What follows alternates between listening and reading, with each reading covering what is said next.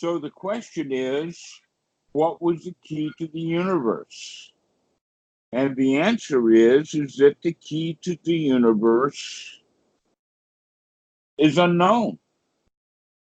That the guru doesn't have the key to the universe. But then the guru says, but the universe has been left unlocked. And in fact, we're quite in it.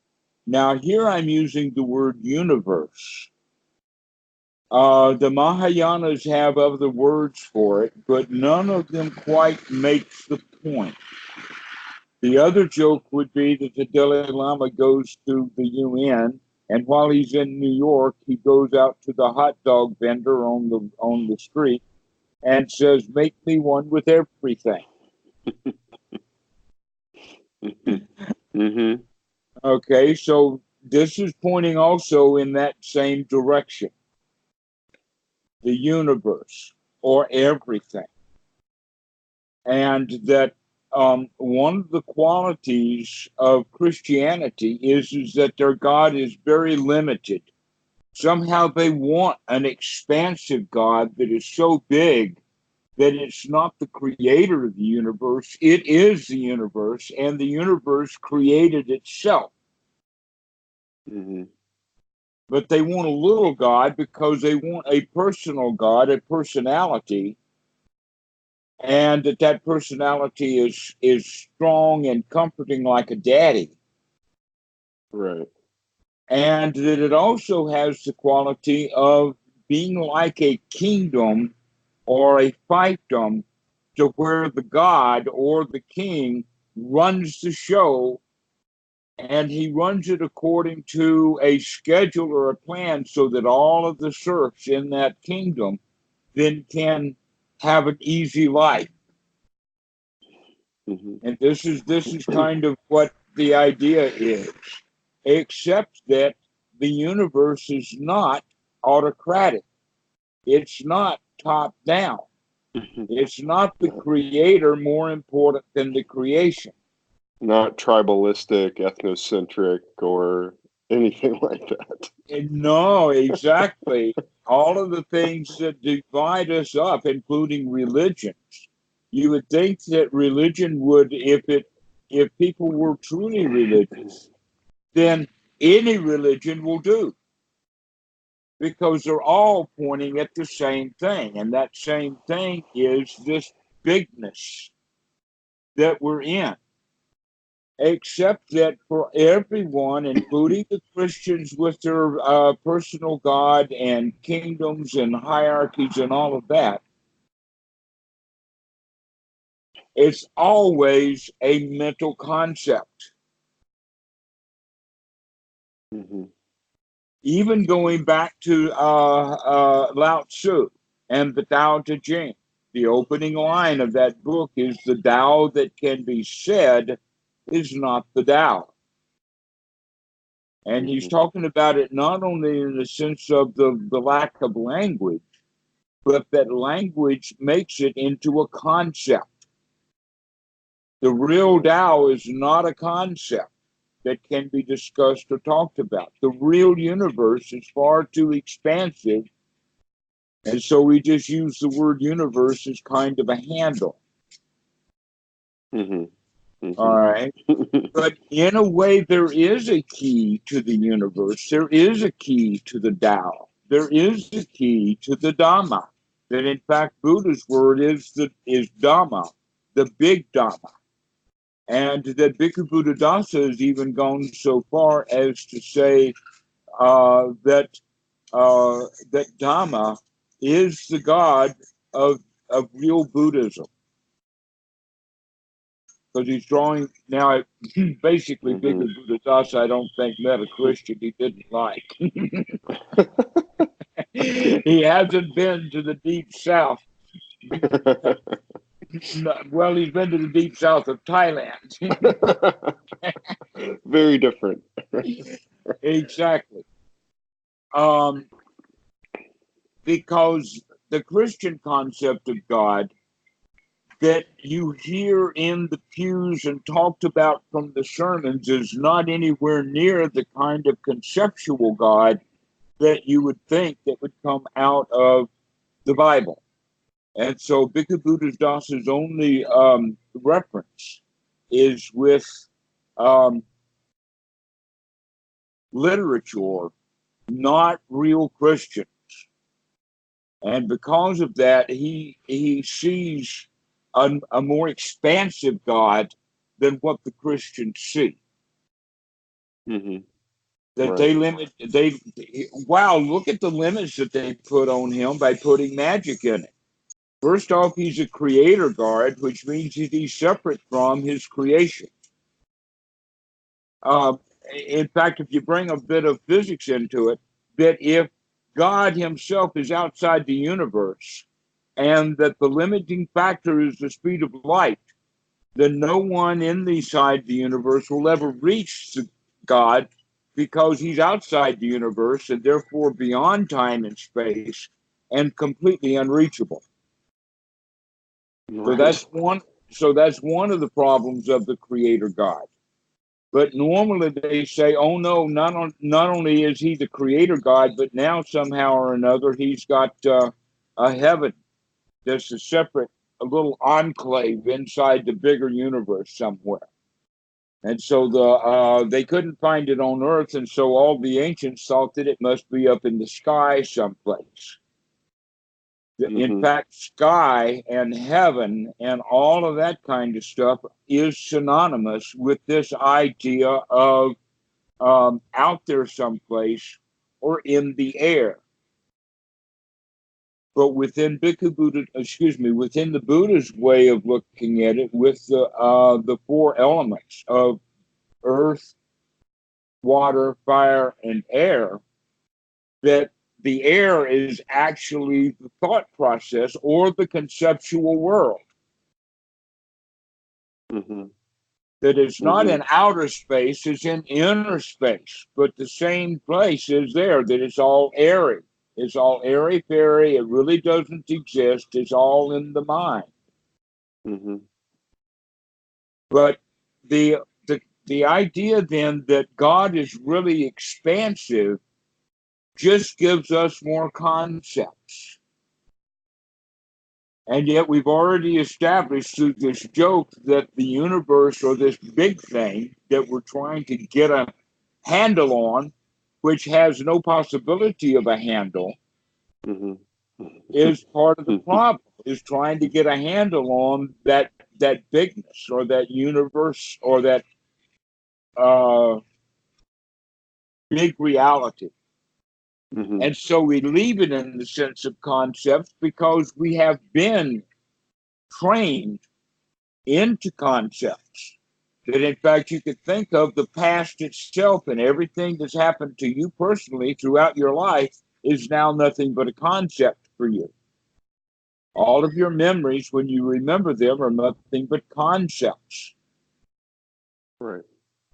Also, out into the future, the things that are unknown that are into the future, including death and going to heaven and all of that kind of stuff, is still conceptual. It's out into the future.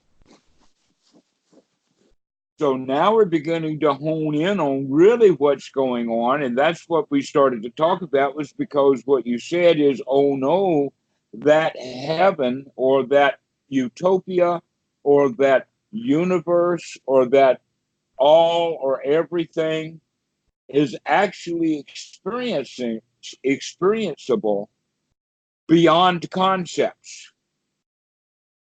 And yet Yes. most people are still working with them, like within Christianity, is trying to get a concept of it, trying to get a handle on it, rather than immersing into it and becoming part of it. Part of it. Mm-hmm. As in reality, the big reality. And Mm-hmm. that big reality feeds us and sustains us moment by moment. We've talked about the kind of thing, for instance, here on this planet, we have a fairly heavy atmosphere, and that atmosphere gives life. The air gives life. It gives Mm-hmm. an exchange system between the plants and the animals, and it's all done at a chemical level that we can only talk about, but we can also just experience it by taking a deep breath and being here now. It's really that simple. The key to the universe is not needed because here it is. You're right in it. And the more time we spend experiencing that bigness, then the more joyful, the more happy, the more satisfied we feel. But so long as we're dealing with concepts, we're dealing with a magical world that cannot be fully experienced. Mm-hmm. And therefore, it's unsatisfactory. Right. Any concept, any trying to grasp onto a story about it or anything about it. It's so much dumber than it. It just now I feel all those stories seem so I don't know, so much lower than just experience that that that you know that that even if I were to go to the moon, right? The experience of being on the moon, the experience would be the same as the experience I'm having here. Experience is just experience. I could tell myself a story about how amazing it would be to go to the moon and how amazing it is that I'm in this rocket ship and how amazing it is that I'm one of the only people to go to the moon and all of this. But those are all just concepts and none of them are as amazing as just experience. And the only reason that I'm loving going to the moon so much is that it's allowing me to just experience fully, right? Mm-hmm. And that's what's good. And the closer you can get to that, but you got a lot of stuff to let go. A lot of stuff to let go. But it's clear. Except that in that moment of experience, you have let go. Mm-hmm. Mm-hmm. You have let go. Right. That's the Right. other question. That's why people are looking for the key. They think that they've got to get absolutely pure, 100% pure, so pure that impurities could not possibly get in. Mm-hmm. That's how pure, permanently pure. Only after they're permanently pure can they get the fruit. Mm. All right. No. Rather Yeah. than, oh no, there are momentary points when the mind is pure, and therefore let us enjoy the fruits in that Right. moment. Right. And then more and more you recognize the impurities and more your view is better. You know, I feel Right. like Let's drop that stuff right now and come into the here now and enjoy the heck out of it. you don't really have to worry about, you know, I feel like that's the only teacher, you know, if you could just have a moment of pure joy and experience and pay attention to it and whatever you're dropping in that moment, that's what you're getting rid of. That's what you're going for, you know. The it's But but again, like for most, because almost all of Christianity is conceptual. When people then from the West come to Buddhism, they come to it conceptually. And so they have concepts. I'll give you a long list of them. Okay, Nibbana is merely a concept. Enlightenment, Arahat, even stream entry, all of these labels become concepts. And so it's actually for, let us use the word practitioner.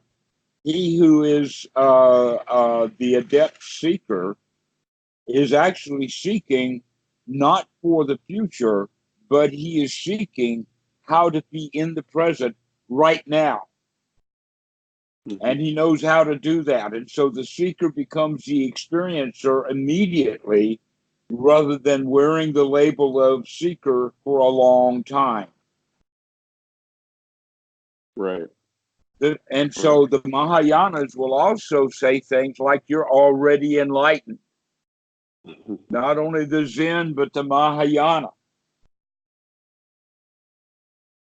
The other one would be thou art that.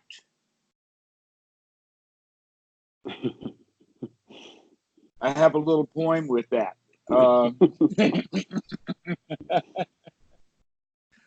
When we have thoughts of this and that, we forget that thou art that. Right. Or like the Zen and the Mahayana will say that you're already enlightened. Stop seeking for enlightenment and enjoy it because you've got it already.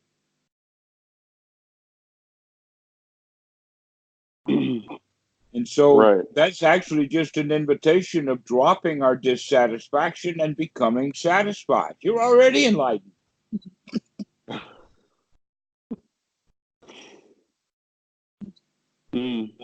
It's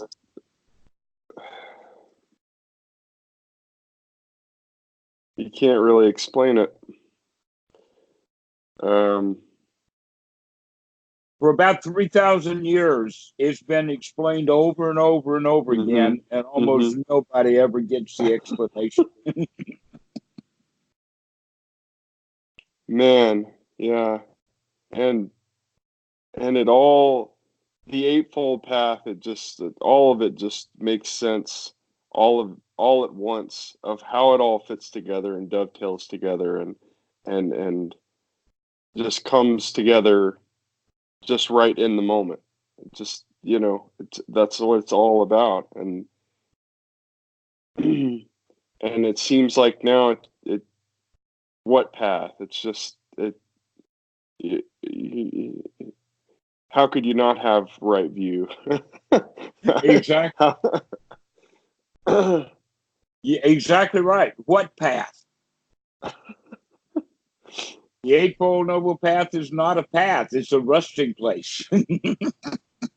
It's a pad, not a path.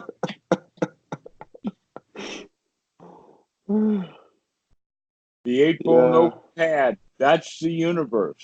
That's the Dhamma. And we can come home. Yeah. What do you do now? I don't. That's the whole point. That's why the Buddha talks about the end of doing.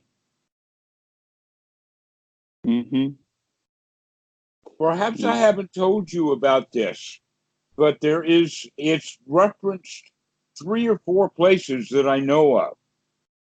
But one of the places that's very handy to find is in Sutta number 57, because the Buddha goes into a fairly good explanation of it. But his explanation is kind of in brief. And so when you hear this one and then you hear the other one, you kind of want to put them together. All right. And so here is what I'm talking about. We're talking about doing. After you get to the point that there's nothing to do and no place to go, that the path is led to the pad, and that we're in Zazen just sitting with nothing, then you ask the question, well, what do we do now? Isn't that remarkably ordinary mind? So let's look at that word doing. The word doing or the word action in Pali is the word karma. But when the word karma comes into the English language, it comes in as something ferocious. something big. I call it the karma machine. I mean, literally, most people who believe in that stuff believe that it completely controls their life. That what we did in the past is so in control of our life right now that it's almost inescapable. This is the rationale behind practicing austerity that the Buddha practiced. He became better at it than almost anybody, and he almost killed himself doing it. All right. But the idea behind the austerities is that if you do something uh, to harm yourself, that can in fact be the burning off of old karma. And so this system came from the Jains, from Mahavira. In the time of the Buddha, he was known as Nataputta. And he tried to convince the students that they were bad in the past, and that's why they suffer. And the Buddha would ask these students. In fact, it's Sutra 101, when he goes to these students after he has got his own group with the Sangha and whatnot. And then he goes and reports this back to the Sangha. This is one of those hearsay, because none of his monks were with him to remember this, but he told them the story. That he asked these guys, why are you doing all of this self-flagellation and harming yourself? And they say it's to burn off bad actions from the past.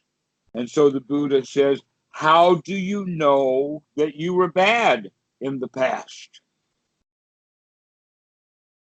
And they would think of it, I guess it was a conversation, but they eventually came to the point is they don't know that they were, in fact, bad in the past.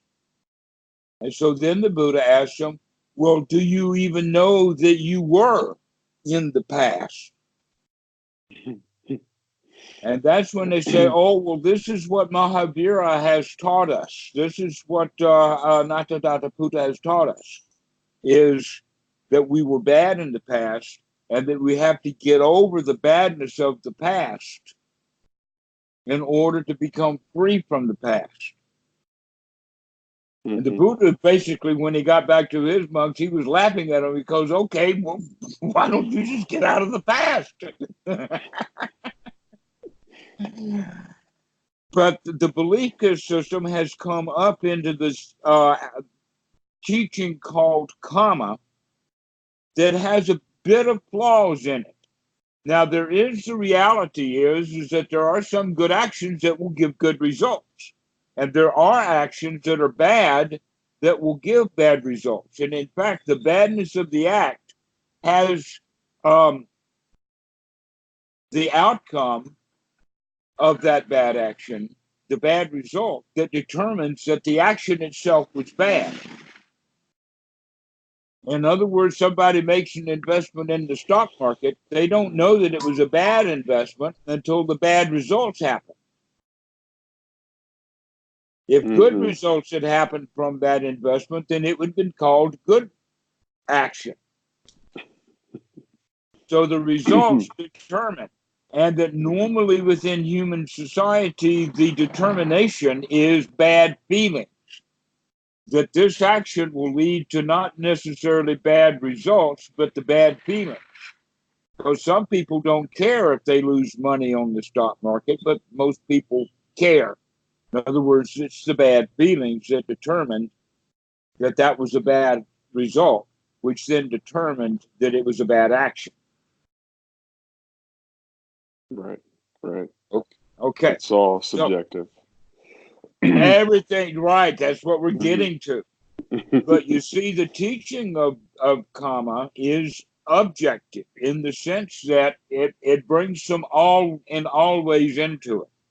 And that is that good action will give good results no matter what. But we don't know the no matter what. We only know that sometimes it does, and sometimes bad results. And so that's where the law of karma comes in. The law is that the good action has to give good results, Mm-hmm. and that the bad action has to give bad results. Mm-hmm. Otherwise, if we teach the children otherwise, they'll think they can get away with anything. All they have to do is to avoid the bad results, and then the bad action is not bad anymore. And I can do anything I want to do because I can escape from the bad actions. Okay, so this is wrong view. Mm-hmm. And so that's one of the reasons why teaching these things are dangerous to people who will pick up wrong view by saying, well, if there is no karma, then I can do what I want and harm who I want, and the harm is just subjective, based upon whether I like it or not. And the Buddha was very clear to them to point out that yes, there are good actions that do lead to good results, and there are bad actions that lead to bad results. But some actions are mixed. Mm-hmm. There is mixed action, which means it's got both right and wrong intention that gives right and wrong results, and it has also to do subjectively. So the example would be on the football field, the penalty flag is thrown, and half the audience jumps and screams bad things because they don't like it, and the other half of the audience jumps up and screams good things because they like the action. Now, was the penalty flag in and of itself, never mind whether it was correct or not for the ump to throw that flag, the throwing of the flag has now been seen that it is a mix because some people like the action and some people don't like the action. Right. This is what we say as unintended consequences, and that the military would call it collateral damage. Unintended consequences of the actions. That's what makes almost all actions mixed. Mm-hmm. And that everything is based upon cause, effect, cause, effect, cause, effect. That's the real karma. If you want that effect, then you do something now to cause that effect, and then there you are. If you want to be happy, then drop the unhappiness right now and be happy. That's karma. Mm-hmm. Or if you don't want to be happy, or if you think of something that's going to pull you into unsatisfaction, and you do that mindlessly, then you'll wind up in dissatisfaction, and it happens immediately. So everything about the real use of karma is always an immediate result, and therefore the result that is immediate then now can be judged to see whether the action was good or bad, but the, the results will be there. Mm-hmm. Going back to the stock market, that stocks don't tank without a reason. And if you know the reasons that the stock is going to tank before it tanks or as it's tanking, then it's a good idea to sell. It's only through ignorance that we don't know the connection between good action and good results and bad action and bad results. That's the ignorant part that comes in. And so through ignorance, we think that, oh, eventually that stock will come back. Or Mm-hmm. eventually after the bank closes, then I can get my money back.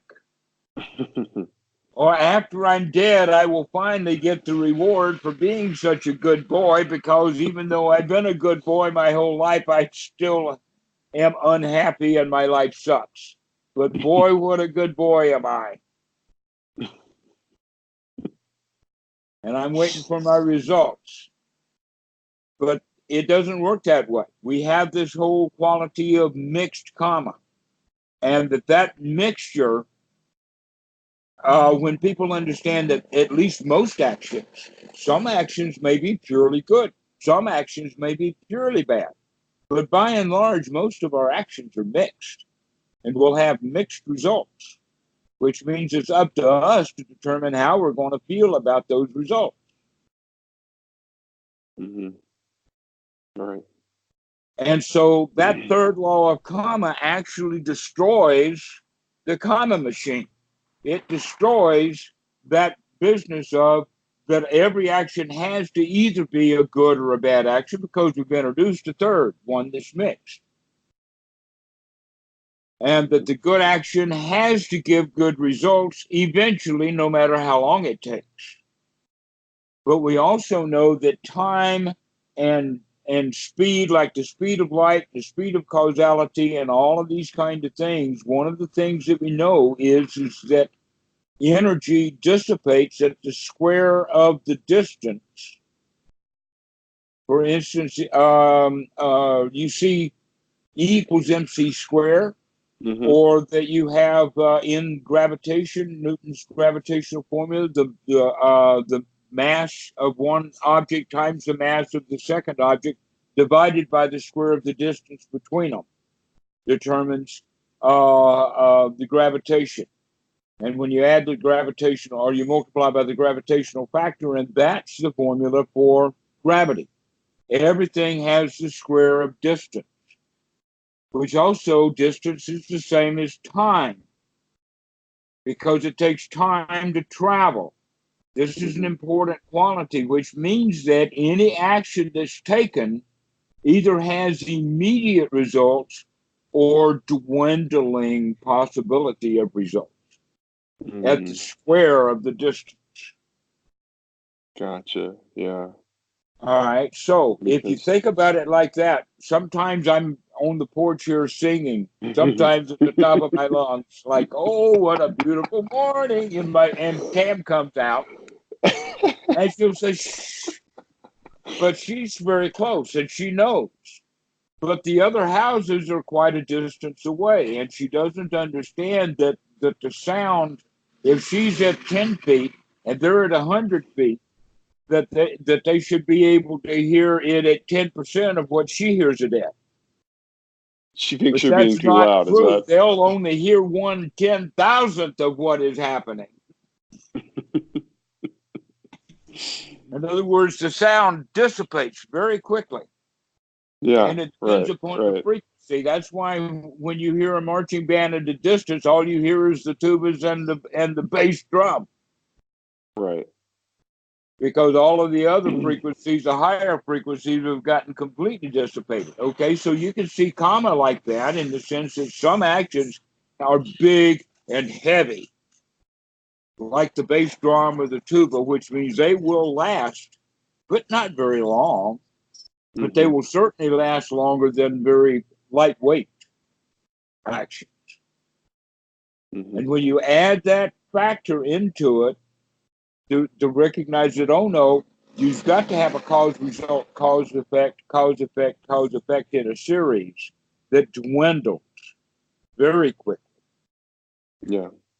Then we understand, okay, so this third law of karma has got some real heft to it. It really just almost destroys not only the original purpose of it, but the whole value of it.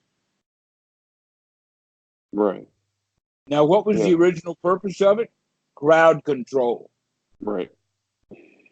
You have to teach the kids, if you do bad things, you'll get bad results. And I have to prove it to you. In other words, if you lie to me and I don't know, and if I lie to you and you can see that I'm lying, then that gives you permission to lie. But the parents don't see that way. They see it, oh no, you're a child, and I've got to teach you, do not lie. But the child eventually, or not eventually, very quickly figures out that he can lie to the parent. The problem is not the lie. The problem is getting caught. Right.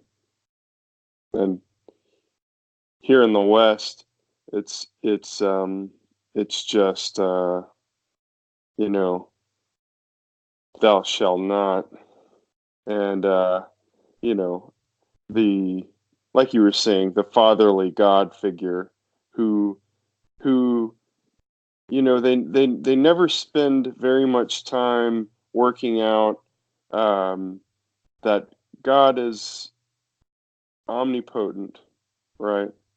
Can and completely omnipotent and knows everything, controls everything, and yet uh, they think that he has the subjective view of them, right? Right. That's exactly correct. Exactly. So the big Dhamma, the universe, Right. is omnipresent. It's all over the place. There is no place you can go that's not here when you get there. So it's omnipresent. It's also omnipowerful. Can you imagine that you need? I mean, just imagine that you were thrust not uh, into out of the universe, but into outer space. Immediately, you would die. Mm-hmm. You would freeze and discombobulate and everything, all just instantly. Mm-hmm. Or let us say over a matter of seconds if you had a leak in a spacesuit. Mm-hmm. Mm-hmm. All right, so let's come back to the Earth now and recognize that we don't need a spacesuit here because we've got everything we need. Mm-hmm. And that it's all powerful in the sense that without it, we're lost. We're completely to the subjugation of this thing. So we've got all present and all power. And the question about all knowing is problematic because everybody says that the whole world or everything in the universe is conscious, that consciousness is everywhere. Well, if you define consciousness correctly, that's true. For instance, the wall switch is conscious. If you flip that thing from bottom to top, the light will turn on. Mm-hmm. Why? Well, because the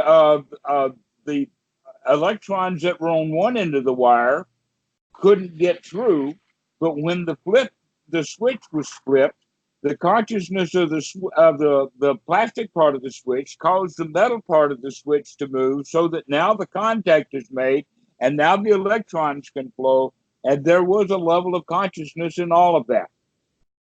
Right. Just like trees are conscious Mm-hmm. at a much more sophisticated level. We're talking about from the very basics of the light switch. Or the other one is gravity is already there. If you've got a cup in your hand, if you lose control of that cup, it's conscious enough to fall to the ground. In other words, that cup is conscious of gravity. Right. You're conscious of gravity all the time.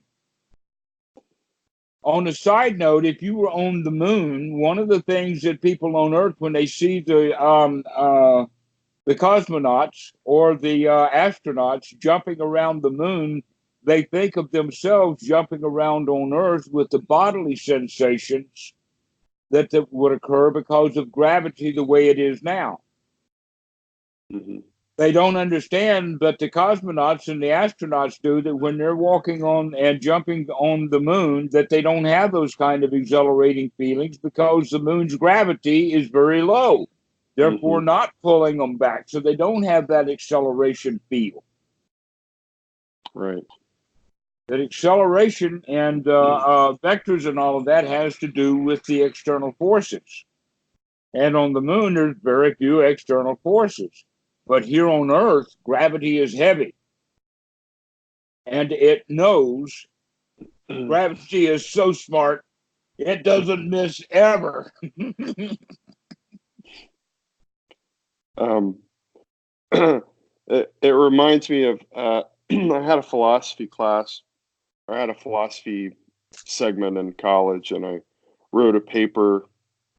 It was supposed to be about on God, the qualities of God, or something like that. And I had kind of thought of the all-knowing part of God. That if God is truly all-knowing, of everything, past, present, future, every particle, wave, then it wouldn't make sense for it would only make sense for God's consciousness to exist in to be everything, because it would have to be everything, right? It would if God knows absolutely everything all the time, it would be a big waste of space for him to know all that, and and for it to all exist too at the same time. You're getting someplace. Uh-huh. Okay, so let's look at it from the quality of this God that knows everything, in the sense that gravity knows how to pull cups to the ground, and light switches know how to turn on lights, and that leaves know how to rest in the sunlight in order to do through chlorophyll and through the microbiology that exists there, can uh, give off oxygen and collect the carbon from the carbon dioxide in the atmosphere and other things like that. It's quite remarkable how Mm-hmm. smart plants are. And they've also done a lot of experiments with having a plant or two in a particular room, and then have individuals, part of the group, each one will come in and be mean to the plants, and the other one will come in and be very good to them. Mm-hmm. And then they put these measurements, resistance meters and galvanometers and things like that on the plant. And when the bad person comes into the room, the plants will respond in a certain way. And when the good person comes into the room, they respond to that person coming in. But that's in a very, very controlled environment.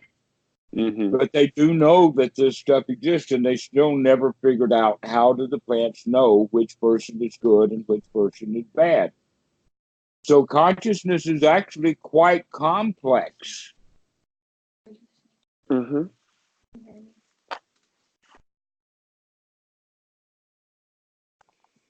All right. So going back to that quality of God, there it is omniscient. Right. It's always present. It's all powerful, but its only knowledge is the knowledge of the cause that creates the effect. In other words, God's memory is very short. Okay. And the God's memory is very short. And so when we think about all knowing, we think about all knowing in the past and all knowing in the future. Oh no, there is no knowing of the past. There is no karma machine. There is Mm-hmm. no God that keeps track of the past. Everything is subject to what's happening now, and what happens now affects what's happening in this next instant. Mm. There was a movie. The movie had John Denver and Byrne. Uh, George Burns. Yeah. Oh right. God. Oh God. And George Burns was asked the question, and he says, "For right now, I'm good, but for the past and the present, or past and the future, I haven't a clue. I only know what's happening right now." Yeah. And that's a really good way of looking at the universe. Is the universe has no past, but what it has is results of causality. Right. That in fact the physicists do not know that there was an inflationary period, either a few seconds or 100,000 years or so, but after the Big Bang. They don't even know that there was a Big Bang. They're just trying to work back with their mathematics back into causality. The fact is, nobody has a clue about what happened a long time ago. Yeah. No, but yeah, saying it's a Big Bang and that the world exploded out of nothing doesn't explain anything at all. doesn't explain anything at That all. might as well be a creation story. It might as well, science's version of the creation story. We can just say the Big Bang, and that doesn't explain anything. Do you know about deism? You ever heard about deism? That was basically the religion of the founding fathers of America. Is that John D? Is that Thomas Jefferson was really big into deism, and so was Benjamin Franklin, for instance. Okay, the point about deism is that they say they recognize that there is a creator God, but that creator God has had not much to do with the universe since it was created. In other words, they needed a God to create the thing, but once it's created, you don't need God anymore. I've got my own version of that. I've got a joke. Okay. You can imagine that the chemist is in his chemistry lab and he's cooking up some C4 on his C4.1 or something. And and he blows himself up. In fact, the explosion is so big that he kills himself, he kills the lab, he blows up the planet, and in fact, he causes a big bang. That God died in his own experiment. He blew it up. But it's just a joke to think of it like that. We do not know about the past. We do not know about the future. And yet almost everything about religion has to do with the distant past and the distant future, and it's all concept. Right. But the real God, the God of not creation, but the God that is what has been and is create, including the creative process, is omnipresent, omnipotent, and omniscient, but he doesn't have an memory. And so it can only be experienced in the here now, not through concepts. We have to completely get out of the concepts of the mind and into the sensual experience, because it's through our senses that we experience reality, that we experience the universe, that we experience the big Dhamma. And the more of it that we allow in at one time, the more the experience, the more awe-filled it is.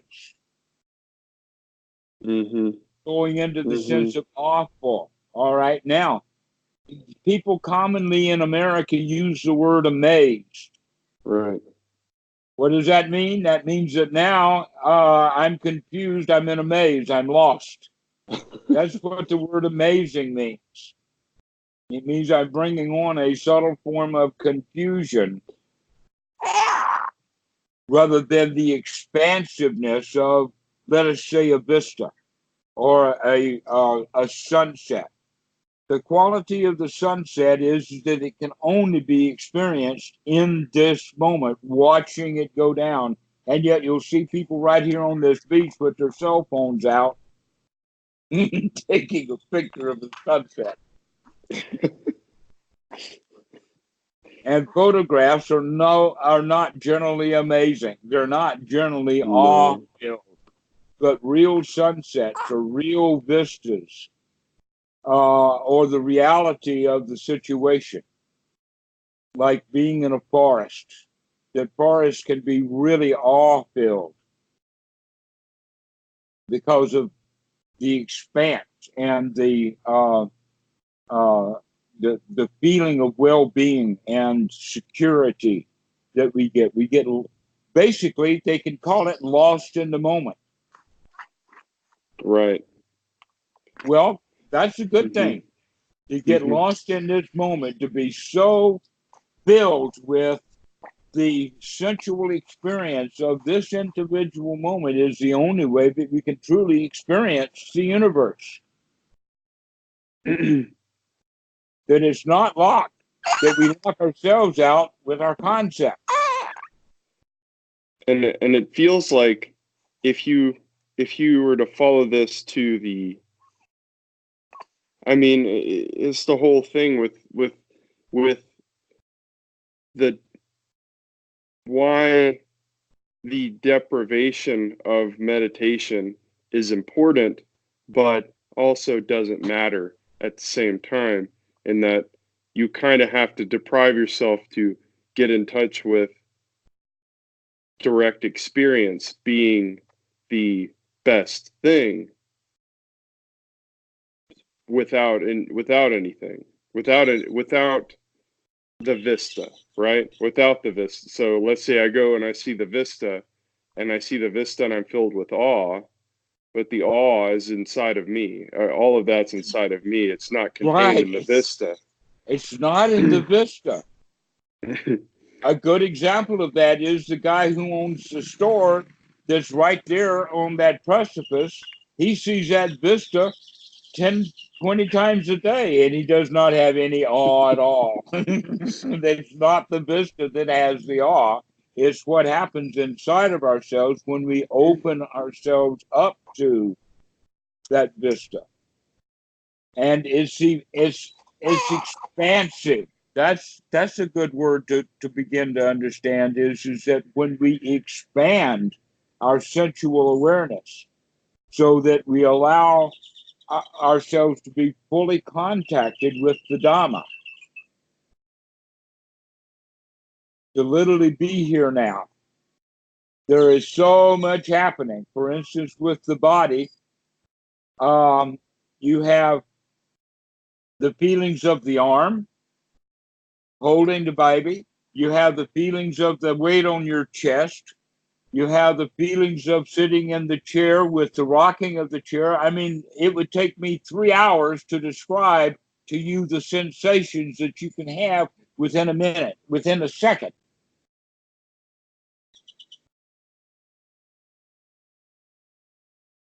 Yeah. And that's what it's like to be really open to the body, to be really open to the sound, to be really open to the sights. But the one that we are most missing is the body, because we haven't been paying much attention to the body. But when we fully immerse ourselves into the experience of the sensations and the feeling of the body, and then add the other senses to it, we recognize in a really awe-filled way this moment. This present moment is, wow.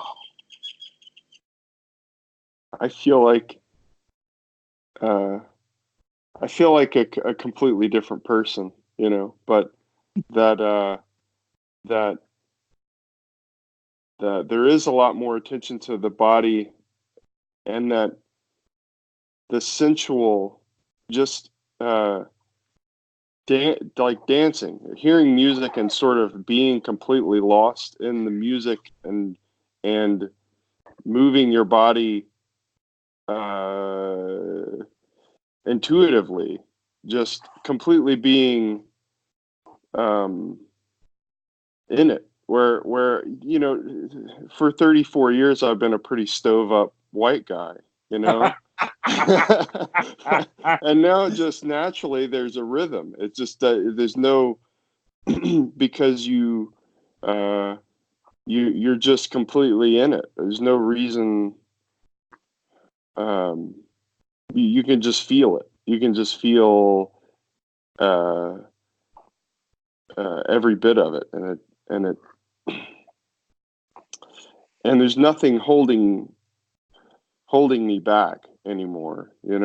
It's the body feels lighter, and just the even my joints. I just feel like something happened, and the breathing is just, it's so easy. It's hard to even remember how it was a few days ago, where I was breathing and it was such a labored thing, and now the breathing is so easy. And I think part of it is building. I think part of it is building up those muscles, but also part of it is just not telling yourself they're not being lost in any sort of past or present about the breathing. It's happening right now and it doesn't matter. And you can do it as much as you want. Whenever you want. It doesn't hurt. And it's literally, nothing is a pain in the ass. Like there's just nothing. You could do anything. It's amazing. Yeah. It's something else. I like that. I'm going to have to use it sometime. Nothing is a pain in the ass. Absolutely. and the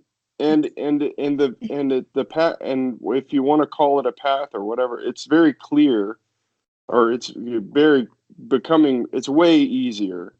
The view is just, it feels like I didn't even know what right view was until a few days ago. And now I very clearly know exactly what I'm doing and looking for, because it's all about this false sense of fulfilling desire and what you're actually doing when you fulfill desire. It's not, I know what I really want, right? And then you take it. You take what you look for. A nice deep breath. Yeah, right. Man,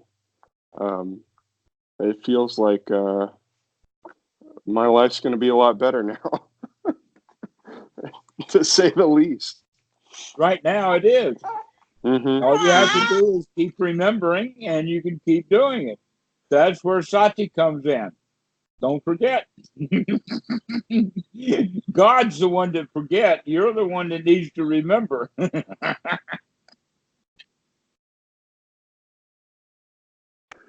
Yeah. A lot of people, or a lot of gurus and stuff, you see all these claims of,